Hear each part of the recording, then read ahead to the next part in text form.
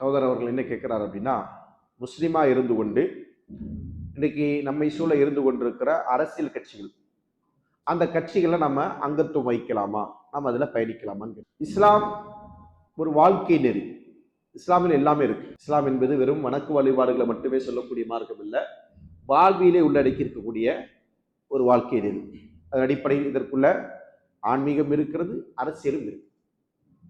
அந்த அரசியல் என்பது எப்படி அப்படின்னு சொன்னா, அல்லாஹும் அல்லாஹ்வுடைய தூதர் அவர்களும் சொல்லி காட்டுகின்ற அரசியல். அதற்கு மாற்றமானதல்ல, மனிதர்களால் உருவாக்கி வைத்துக் கொண்டிருக்கக்கூடிய சட்டங்கள் இல்லை. இதெல்லாம் இறை சட்டங்கள், இறை தூதருடைய வழிகாட்டுதல்.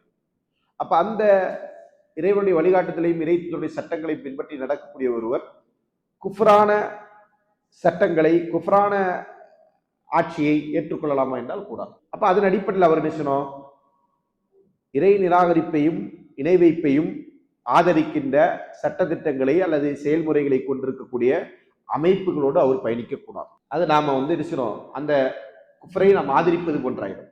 அதனால அதுல நம்ம பயணிக்கக்கூடாது.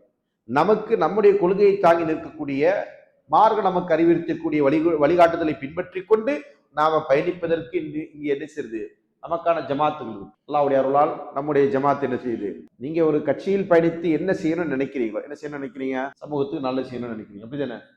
அந்த சமூக பணிகளை தான் நம்ம என்ன செய்யறோம், ஜமாத்தின் கீழே பண்ணிட்டு இருக்கிறோமே. குர்ஆனும் சுன்னாவும் சொல்லக்கூடிய வழியில் மக்களுக்கான சேவைகள், பொருளாதார உதவிகள், கடன் திட்டம், மருத்துவ உதவி, இதெல்லாம் மக்கள் பணியா அல்லது பாதிக்கப்பட்டவர்களுக்கு ஏதாவது விதத்தில் அவர்களுடைய துயர்களை துடைப்பதற்கான உதவிகள், அது உடலால் பொருளால் ஏதாவது முடியுமோ அதை கொடுக்கிறது. அதை தாண்டி நம்ம நினைச்சிடும் பைத்து ஜக்காத், பைத்து சதக்கா என்றெல்லாம் வட்டி இல்லா கடன் திட்டங்கள் எல்லாம் அமைத்து அதன் மூலம் பொருளாதார உதவி செய்யறோம்.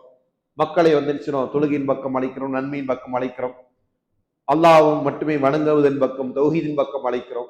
இதுதான் என்னது இஸ்லாம் சொல்லக்கூடிய அமைப்பு முறை. அந்த அடிப்படையில நம்ம நினைச்சிடும் பணி செய்து கொண்டிருக்கிற ஒரு அமைப்பு இருக்கிறது சொன்னால் அதோடு நம்ம அங்கம் பெற்று இருக்க வேண்டுமே தவிர, இதை விடுத்துட்டு நம்ம நினைச்சிடும் பப்ளிசிட்டிக்காண்டி, பிரபலத்துக்காண்டி தான் நாம இதை தாண்டி வேற ஒரு அமைப்போட நம்மளை இணைத்துக் கொள்ள வேண்டிய தேவை இருக்கு.